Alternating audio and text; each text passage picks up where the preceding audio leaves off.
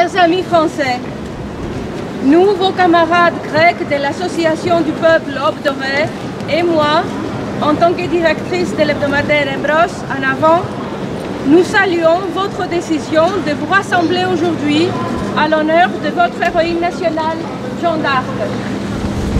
Votre hommage est un acte politique, car c'est un acte politique d'honorer ceux qui ont pensé comme nous, avant nous, de nous inspirer de leurs pensées, mais aussi de leurs actions, car eux, ils n'ont pas simplement argumenté, ils ont agi, venu le temps décisif.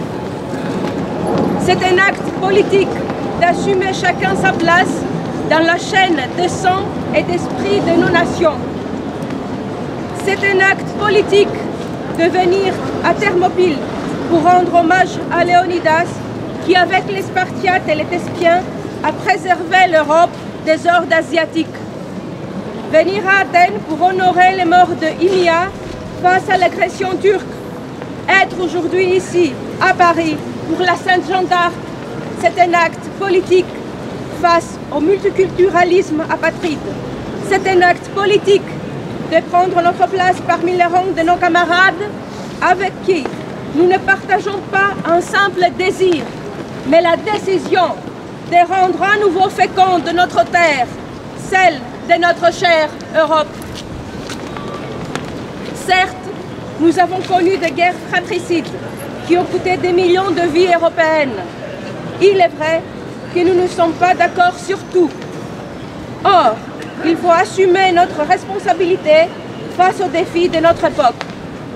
Tout en reconnaissant le passé, il est temps de nous concentrer à ce grand projet qui fut si bien mis en place comme un jeu sinistre par les cosmopolites, la création d'une Union européenne à nous, fondée par nous, sur notre grand intérêt commun, qui n'est pas financier, bien qu'il puisse l'être aussi, qui n'est pas idéologique, bien qu'il l'est certainement, mais qui est surtout la survie même de l'homme européen en dépit du génocide que nous subissons.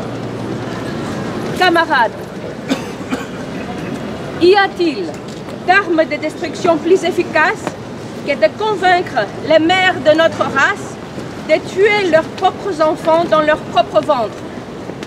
Y a-t-il de passé plus sinistre que de persuader les Européens qu'ils doivent avoir honte de la civilisation, de l'art, de la science dont ils sont les créateurs? Y a-t-il de plus grande insulte contre la nature et face à Dieu que de nier sa propre existence, le cadeau même de la vie? Nous sommes aujourd'hui ici pour défendre ce même droit que Dieu nous a donné et que personne ne peut nous l'enlever à moins que si nous ne le donnions.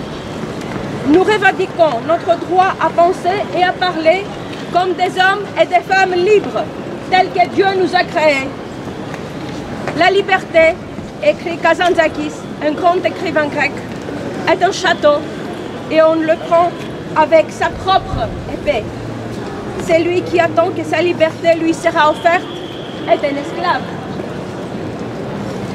Nous, Européens, chers camarades, nous sommes des hommes et des femmes libres et nous allons conquérir notre liberté comme Jeanne d'Arc, à cheval, avec nos propres mains, sur les ailes des dieux et de nos ancêtres, à qui nous prions de nous bénir, dans notre combat qui est aussi leur combat, car ils continuent d'exister lorsque nous existons.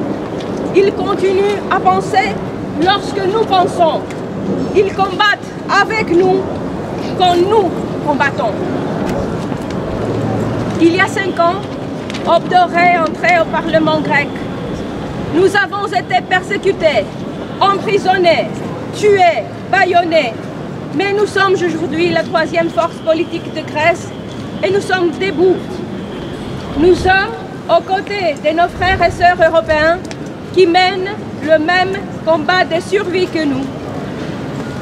Récemment, pendant le procès du système de la kleptocratie contre nous, un professeur d'université a écrit que nous n'avons pas changé de position malgré tout.